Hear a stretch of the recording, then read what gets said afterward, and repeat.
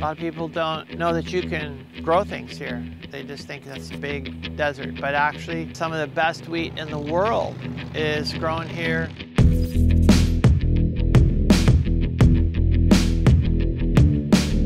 Hayden Flour Mills is a company that grows grain, processes grain, and mills it into flour. So we specialize in heritage and ancient grains. This field is a grain called white Sonora wheat. It's considered to be the first wheat that was actually planted in North America.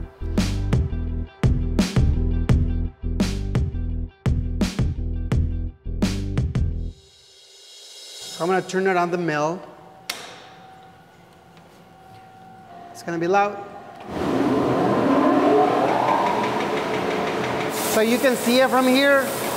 The grain is coming out. Basically, inside here, there's two stones. Right here, right here.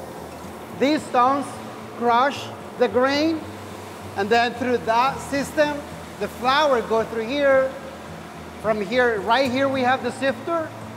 So we sift the flour depending on what kind of grade we want. Right now, I'm gonna use this one. And this is white Sonora wheat.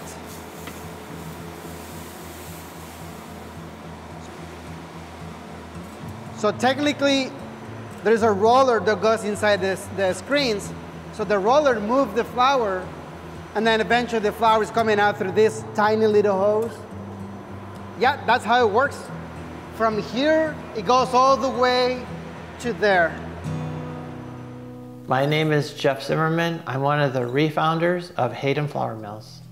One thing that makes us special is that we chose to grow what are called specialty grains, generally classified as heritage grains and ancient grains. Ancient grains would be the precursors to all wheat that's grown today, and heritage grains would be grains that were grown prior to the 1950s. This wheat, white Sonora, was the most popular wheat used in California 150 years ago. And of course it fell out of favor because then modern varieties came. Yeah. But here's the thing, this is the wheat that was used to make the original San Francisco sourdough bread. Wow, that's historic. Yeah, that's historic. That's pretty cool. My name is Emma Zimmerman, and I'm the co-owner here at Hayden Flour Mills. I think having that connection with our food is so wonderful. I know it's been said a lot with local foods and local food businesses, but I think having that story connected to our food and getting to see it, go to that field, so simple, but I think it makes that food taste so good. When we grow the ancient and heritage grains, we stone mill them.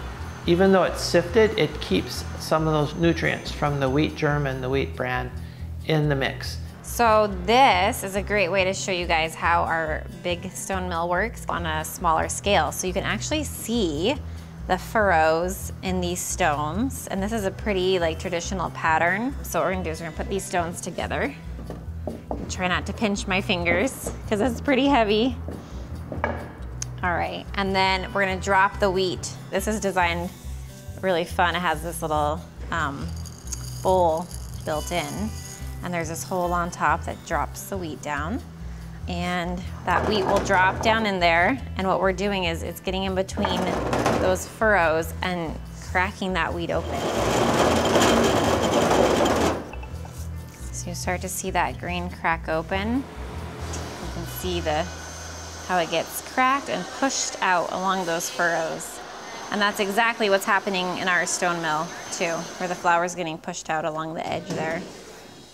It's really kind of fun in the morning to come out here. If you're really early, you'll see lots of birds in the field. They're not right by us, but if you look down the field, and when we first started doing this, I thought, oh, we don't want the birds to eat it. And the farmers say, no, just plant enough for the birds. There's plenty, the birds can eat it. It's beautiful to see them out here. A lot of people don't realize that wheat did not originate in the US. Wheat was brought with the people that came from Europe. So I like to say the people in North America got bread and flour tortillas, and the people in Europe got polenta, tomato sauce, and potatoes. That was the great exchange that took place in agriculture. And so this wheat, the Sonora variety, considered the first one, was brought over.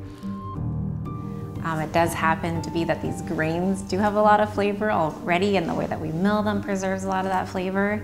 But yeah, knowing the people that grow your food, the farmers, the bakers, like being part of this food community is so meaningful and rewarding. So I think that's like a big part of why we do it. We get to be a piece of this food system. Our grain is ancient in heritage. The alternative are the modern grains, or commonly called industrial wheat, which is produced by the billions of bushels all around the world. But it has issues with it. One is some research has shown that it's pretty weak on essential elements and nutrition, especially the trace minerals that we're finding that we need for health, especially as we age. The second thing is that it is very much dependent on inputs. In other words, things that have to be added to it. Lots of water, lots of chemicals, lots of herbicides and pesticides, lots of fungicides. As people contrast the two grains, there's a huge difference in flavor and performance when it comes to using it in baking. This stuff here, very rare wheat seed from Syria, old school, you know, back at the beginning of time. This is something they grew there. And we're growing it up because we're interested in using it for bread and pasta. But this strip here that we're harvesting was probably about 2 pounds of seed. And out of this, we're gonna get 30 to 40 pounds of seed. Next year, that will get planted. And out of that, we'll get maybe 400 or 500 pounds and plant a full-scale production plot. Then we'll probably get 2,000, 2,500 pounds of seed. From that, we could plant 20 acres. And 20 acres should give us about 40,000 pounds. And then Hayden Flour Mills can commercialize it. That's why we want to keep this stuff going, by the way. These older varieties don't yield as much, but they have really strong genetics that can be used to breed modern varieties. Preserving these grains is so important, and it's like one of the most rewarding things we get to do is growing out these seeds from a seed bank, and to see them kind of from a handful to being in now like a full production dried pasta product, and it otherwise would have been lost. I don't know, I feel like it's kind of like endangered animals. Like there's like a sadness when our biodiversity is lost. Because it's not just, you know, the genetic material that's lost and the flavor, but it's also the culture that's created around those foods and the individuality that they each have. You know, when you say it's just like a soft white wheat, no one has any feelings connected to that. But if you talk about white Sonora wheat, all of a sudden you're talking about a food that has a place. There's a whole culture that surrounds that food that also gets lost, I think, when we sort of like homogenize our food sources.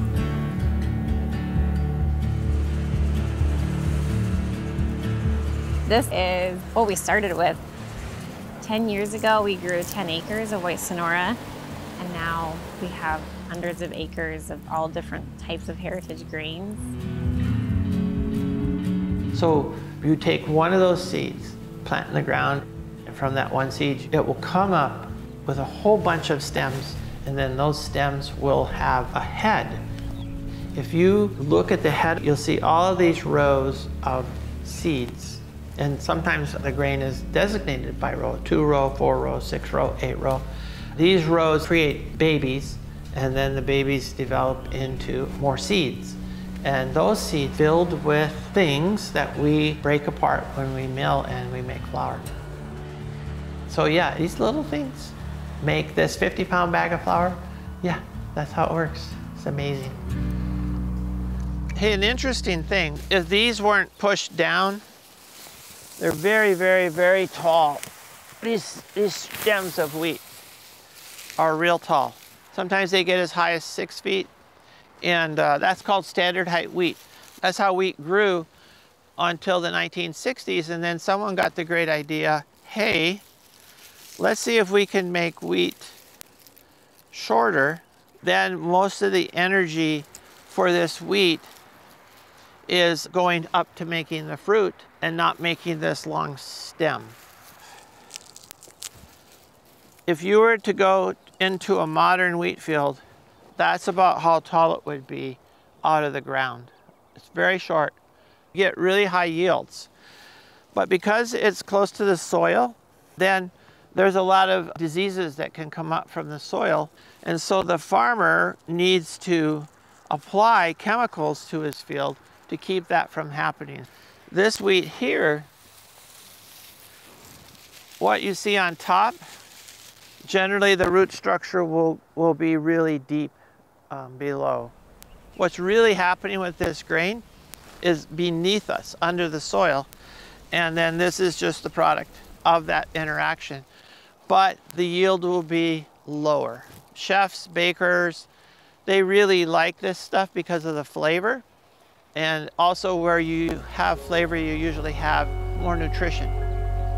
This is anecdotal from people who use our products. They say that they're able to eat wheat now in their diet. So there's two things that we hear from people. One is that they feel better when they eat it. And the second thing is that they don't need to eat as much because the nutrients are there and the flavor is there to satisfy you. These heads that we're cutting now were planted by Brent Sandstrom, who owns this property and has a passion for growing this stuff out. He's done this for several years now. And this one is, what's this one called, Brent? Sin El Peel. So it's Latin, but that's the name that's given to the variety. Very rare. I would guess that this plot that we've grown here is more than anyone else has ever grown in, at least in the United States, of this variety. So we're excited, plant it, and if it works for Brent, then he'll grow out more, and eventually we'll have enough to take to market. That'll be about 3 years from now. That's why we're trying to get every last head, because every seed will give us 50 to 100 seeds when it gets planted. And then once it dries out, it's easy to harvest. The stems are dry and we're able to cut it pretty easy. Combine machine would come in and cut it too.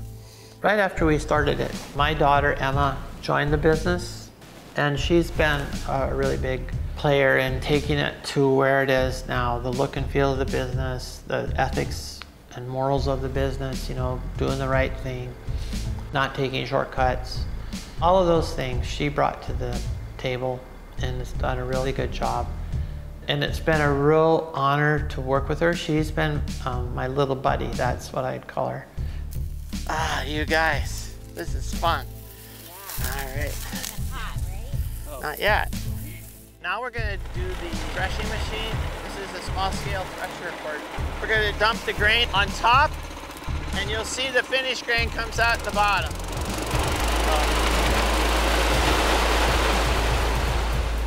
This is the fruit of your labor. Let's see how we did. This is the exciting one. Oh, this is it. This is the Sin El Fil. And from ancient Iraq, right? Ancient Iraq. So Abraham, maybe? It's just old school stuff. Abraham was eating biscuits made out of this or stuff. Pasta. Maybe he's making noodles. Pasta, and Sarah was making noodles. Maybe.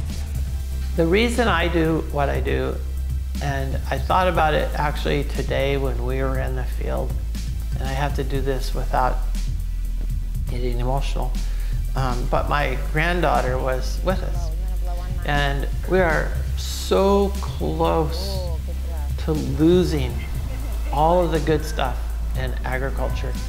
There could become a time where there's no more real food. It's all synthesized. The misconception that people have about grain is that it's bad for you. I think the research that shows that it is bad for you, they're looking at grain that's been highly processed and refined. I'm not a scientist, but I do go to conferences and I do listen to reputable people.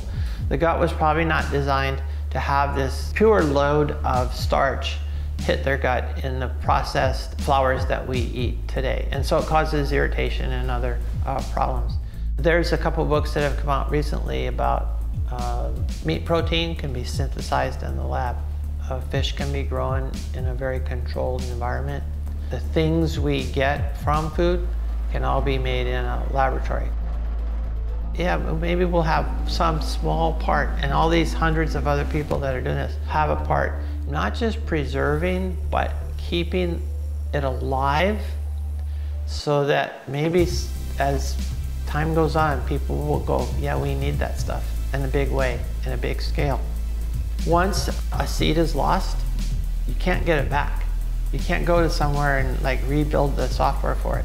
But we're lucky that these ancient heritage seeds have been saved. I think as I age, I look to the future and to my children and my grandchildren, that we can leave something that will be really useful. Maybe save their lives.